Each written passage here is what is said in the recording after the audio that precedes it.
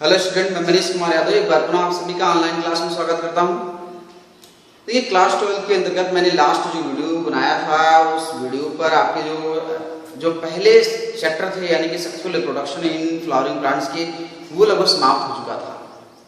तो वो chapter number first के समस्त वीडियो थे। आज चैप्टर नंबर सेकंड में स्टार्ट कर रहा हूँ। देखिए, चैप्टर नंबर सेकंड जो है वो आपकी जो है वो ह्यूमन रिप्रोडक्शन है यानी कि मानव जनन है, और उसके बाद चैप्टर नंबर 3 जो है वो रिप्रोडक्टिव हेल्थ है यानी कि जनन स्वास्थ्य, और चैप्टर नंबर जो 4 है वो है आपकी एवोल्यूशन और इनहेरिटेंस की जो कुछ प्रिंसिपल्स हैं यानी कि वंशागत की जो कुछ सिद्धांत हैं वो लेशन आपके है। तो देखिए, जो ह्यूमन रिप्रोडक्शन और जो रिप्रोडक्टिव हेल्थ है इन दोनों चैप्टर्स को मैं कुछ समय के लिए इसको रोक रहा हूँ। फिलहाल आज जो मैं स्टार्ट कर रहा हूँ वो आपके जो इनहेरिटेंस की कुछ प्रिंसिपल्स हैं यानी कि जो उसके कुछ सिद्धांत हैं उसके विषय में मैं आपको समझाऊंगा। देखिए, जो आपके मई जून के जो आपकी वीडियो थे उसमें मैंने बनाया था जेनेटिक्स से संबंधित और इनहेरिटेंस से कुछ संबंधित वीडियो बनाया था।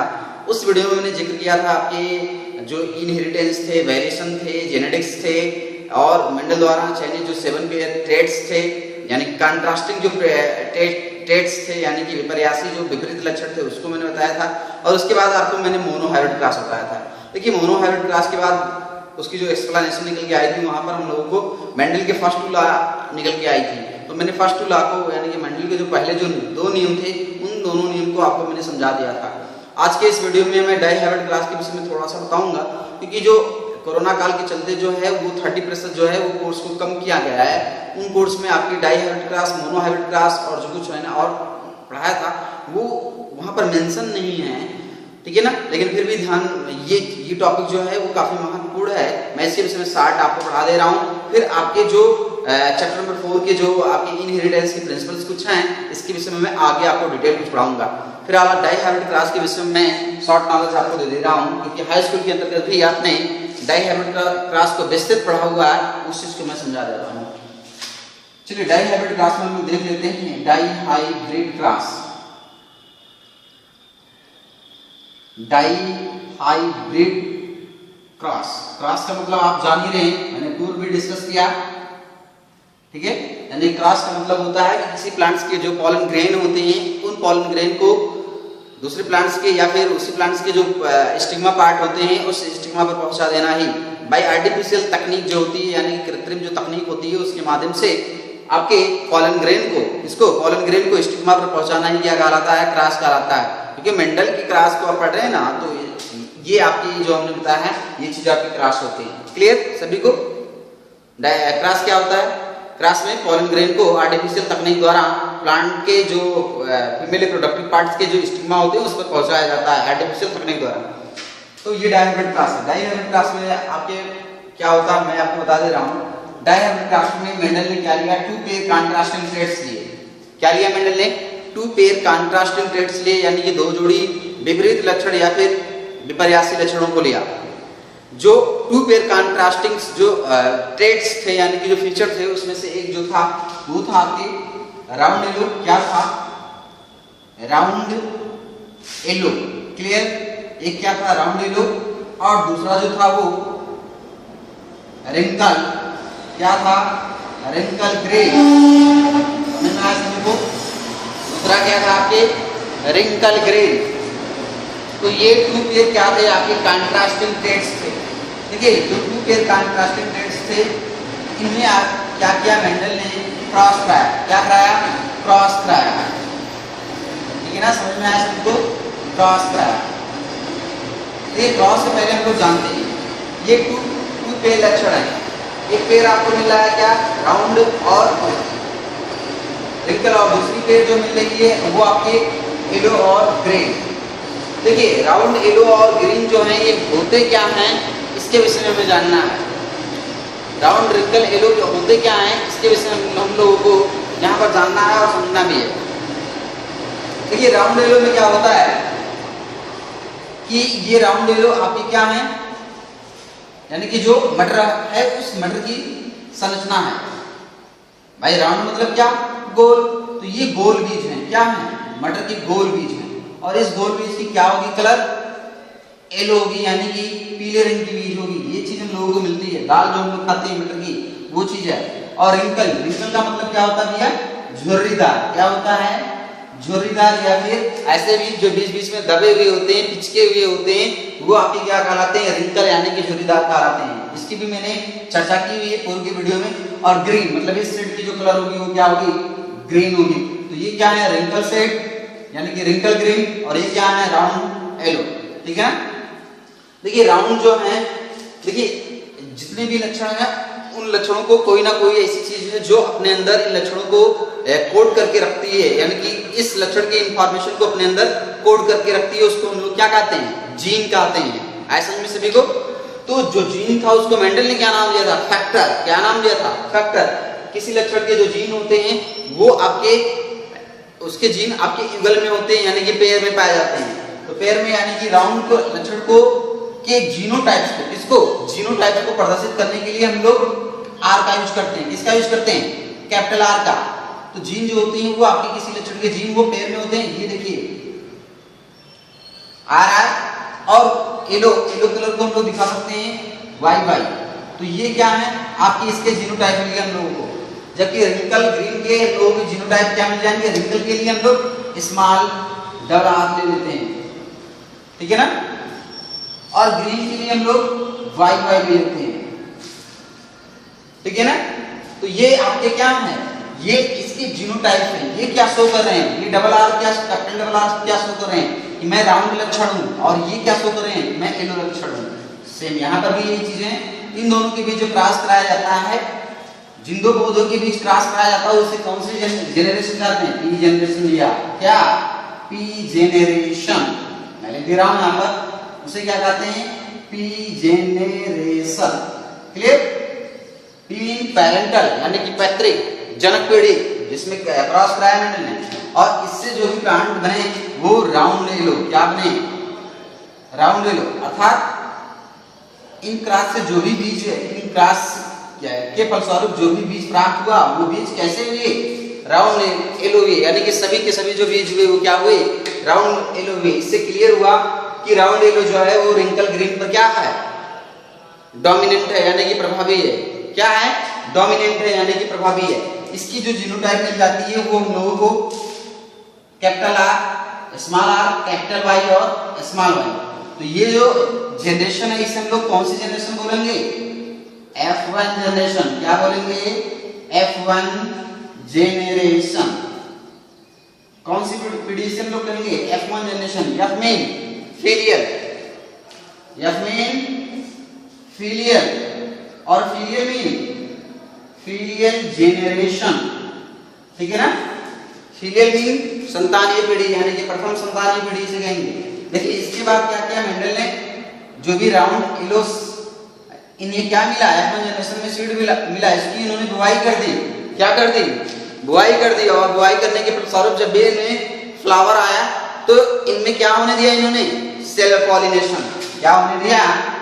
सेल्फ पॉलिनेशन दिया। ठीक है ना? क्या होने दिया? Self pollination.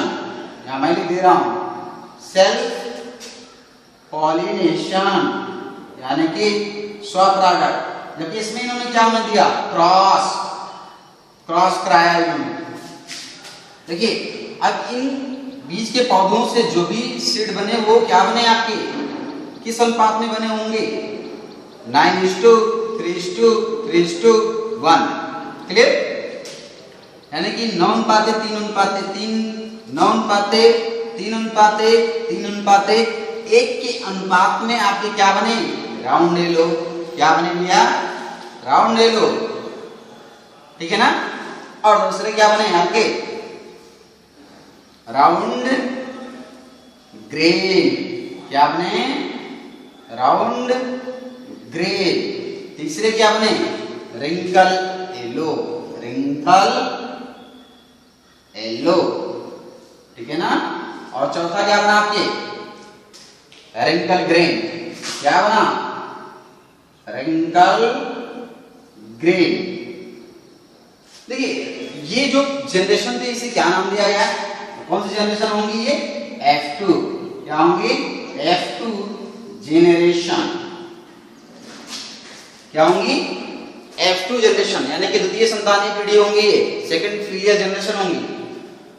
तो देखिए ये जो है सेकंड जनरेशन में आपके दो नए तरह के आपके सेट बन के आ रहे हैं। एक क्या बन रहे हैं, ये राउंड ग्रीन बन रही है और दूसरी क्या बन रही है, रिंकल येलो, जबकि ये पेरेंटल जनरेशन में क्या थी, नहीं थी, यानी कि ये ट्रेड्स था, ये पेरेंटल जनरेशन में नहीं था, ठीक है ना, यानी कि राउंड ग्रीन नहीं थे, राउंड क्या थे, येलो थे, रिंकल येलो में नहीं थे, रिंकल क्या थे, ग्रीन में थे।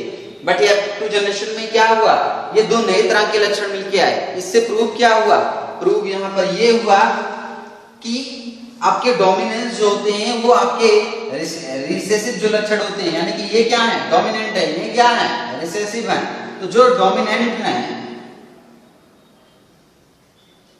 डोमिनेंट है और ये क्या है, रिसेसिव, ठीक है ना। तो ये इस पर क्या है, ये इसके साथ जुड़ जा रहा है और ये इसके साथ जुड़कर एक नया लक्षण बना लेता है। तो यहाँ पर आपके मेंडल की जो थर्ड लॉ है वो हमको प्राप्त होते हैं। कौन से लॉ, जो मेंडल के थर्ड लॉ है, थर्ड लॉ क्या है, फर्स्ट टू लॉ हमने पढ़ा ही दिया था, डोमिनेंस एंड सेग्रीगेशन का, परागता और पृथक्करण का नियम मैंने पढ़ा दिया था। जो थर्ड लॉ मिलता हम लोगों को, third law of Mendel, Mendel की जो तीसरी नियम मिलती है वो मिली क्या हम लोगों को, इंडिपेंडेंट असॉर्टमेंट, क्या मिली, लॉ ऑफ इंडिपेंडेंट असॉर्टमेंट मिली क्या हम लोगों को, लॉ ऑफ इंडिपेंडेंट असॉर्टमेंट, ये नियम मिली तीसरी हम लोगों को। मेंडल की एक्सपेरिमेंट से एक्सप्लेनेशन हम लोग पूरी इसकी पूरी स्पष्टीकरण से हम लोगों ने यही निकाला हुआ है। आइए समझते हैं कि लॉ ऑफ इंडिपेंडेंट असॉर्टमेंट क्या होता है। हिंदी में इसे हम लोग स्वतंत्र अभिन्न या फिर स्वतंत्र प्रतिसम्मिश्रण का नियम कहते हैं। देखिए जो भी गैमेट फॉर्मेशन होती है, उन गैमेट में क्या होता है हम बताते हैं आपको। पहले मैं उसको गैमेट को छोड़ दे रहा हूं, मैं डायरेक्टली आ जा रहा हूं पॉइंट पर कि जो भी मेंडल ने एक जोड़ी विपरीत लक्षण लिया, दो जोड़ी विपरीत लिया था डायहाइब्रिड क्लास में, इसी डायहाइब्रिड से ही आपके नियम बनने हैं।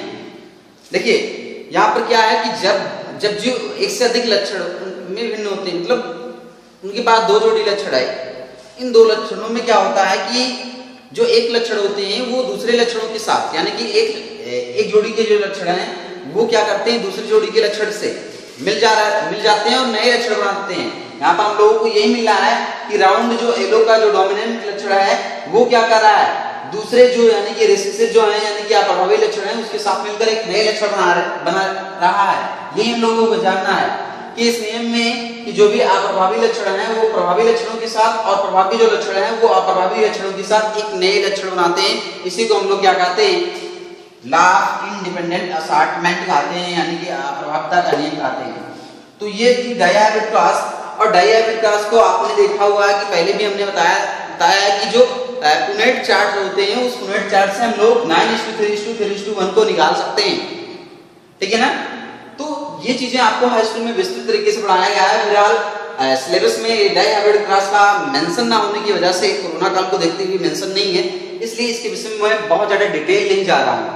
फिलहाल इंपॉर्टेंट था इसलिए मैंने इसको आपको पढ़ा दिया है डायहाइब्रिड क्लास। देखिए अब मैं आपके जो फोर्थ है आपके चैप्टर स्टार्ट होते हैं उसके सीधे पॉइंट पर आ जाता हूं। देखिए हम लोगों को पढ़ना है डिविएशन फ्रॉम मेंडेलियन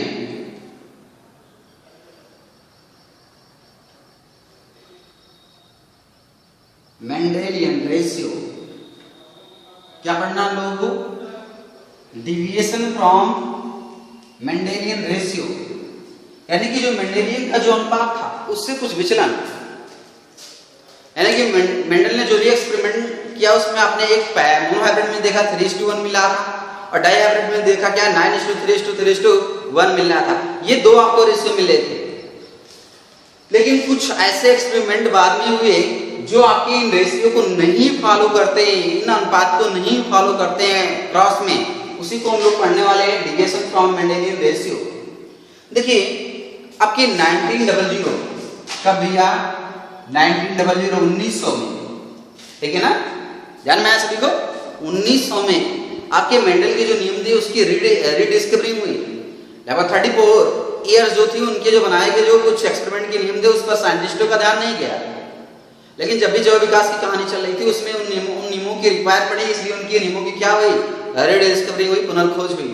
और पुनर्खोज जब हुई तो वैज्ञानिकों ने उनके नियमों को रीड किया, और रीड करने के फलस्वरूप उन्होंने क्या किया, बहुत सारे प्लांट्स एंड एनिमल्स पर अपना क्या किया, एक्सपेरिमेंट किया, क्रॉस, यानी कि बहुत सारे एनिमल्स और प्लांट्स में उन्होंने क्रॉस कराया, और क्रॉस कराने के फलस्वरूप जो भी जनरेशन प्राप्त थी उसका उन्होंने अध्ययन किया, और जो भी अध्ययन किया वो उस अध्ययन में पता चला कि क्रॉस कराने के फलस्वरूप जो ऑफस्प्रिंग मिलती थी, उन ऑफस्प्रिंग का जो रेशियो था, यानी कि जो अनुपात था, वो अनुपात मेंडल के, यानी कि मेंडेलियन जो रेशियो थे उनसे बिल्कुल नहीं मिल रहे थे, यानी कि उसको फॉलो नहीं कर रहे थे। इसलिए क्या हुआ, ये जो चीजें हैं वो आपके थोड़ी विचलित होती हैं आपके मेंडेलियन रेशियो से। 2-3 स्टेप हम लोग इसमें पढ़ने वाले हैं। पहली जो स्टेप है वो हम लोग पढ़ रहे हैं, आपके एनसीईआरटी में जो मेंशन हुआ है, इनकम्प्लीट डोमिनेंस।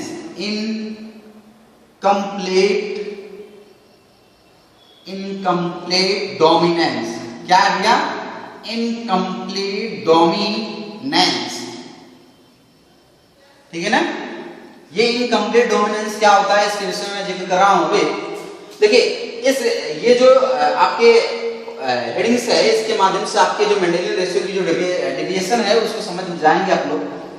देखिए इनकम्प्लीट डोमिनेंस क्या है कि जो भी डोमिनेंट लक्षण हो वो क्या पूर्ण रूप से दिखाएं ही नहीं अपने आप को, बिल्कुल ना दिखा पाए, तो वो क्या है, इनकम्प्लीट डोमिनेंस है, समझते हैं। या फिर मैं इसकी डेफिनेशन बता देता हूं कि P1 जनरेशन में क्रॉस कराने के फलस्वरूप, P1 या फिर P जनरेशन में क्रॉस कराने के फलस्वरूप P1 जनरेशन के कोई भी लक्षण F1 जनरेशन में एक्सप्रेस ना हो। क्लियर, यानी कि P1 जनरेशन में, यानी कि P जनरेशन में क्रॉस कराने के फलस्वरूप जब F1 जनरेशन में कोई भी लक्षण एक्सप्रेस नहीं होते हैं तब उसे हम लोग क्या कहते हैं, इनकम्प्लीट डोमिनेंस। 1903 में, कितने में, 1903 में आपके साइंटिस्ट थे कार्ल कोरेंस। कौन थे, कार्ल कोरेंस नामक एक साइंटिस्ट थे। इन्होंने एक प्लांट्स का एक्सपेरिमेंट किया। कौन से प्लांट्स, मिराबिलिस जलापा, मिराबिलिस